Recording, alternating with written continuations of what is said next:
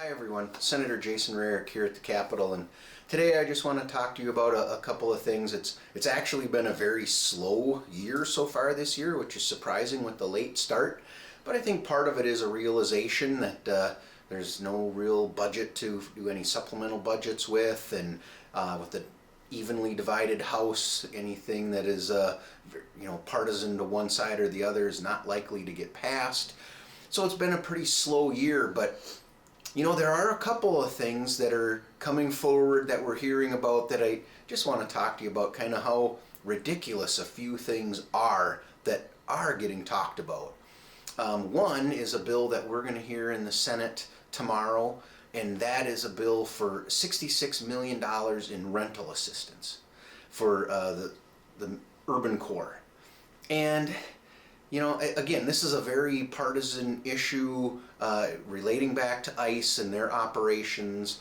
And I just think, there are so many things that have happened around the state over the years where the state hasn't given assistance to. So to suddenly think this rises above everything else, I don't think most of us in rural Minnesota would even come close to agreeing with that.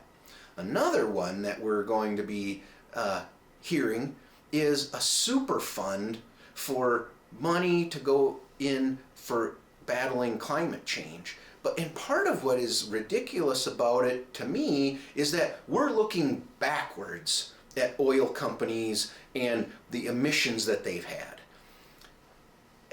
That's just not how legislation is supposed to work. If they want to argue that let's look at this going forward based on emissions, that's one thing. But that's just like lowering the DWI limit retroactively. So if you blew a .06 20 years ago, now we're going to come after you for a DWI. It's just not the way to go about this. It's a political stunt, in my opinion.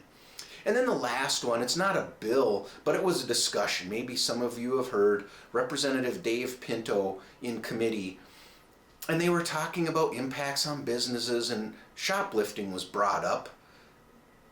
And Representative Pinto, who's now trying to say this was sarcasm, but as I listened to it, I just don't believe that was his intention. This wasn't sarcasm.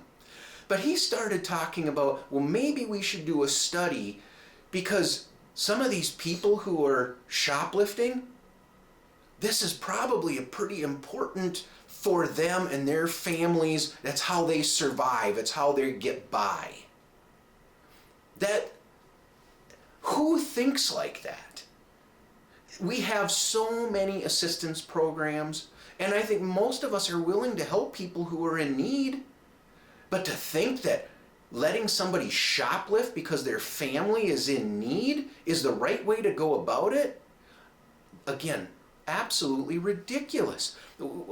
I heard a response from somebody who owns a business, they were like, man, if you're in that much need, come talk to me.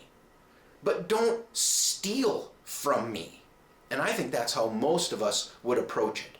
So, it's very slow, but there are still things happening around here that just make you scratch your head and wonder who comes up with these ideas.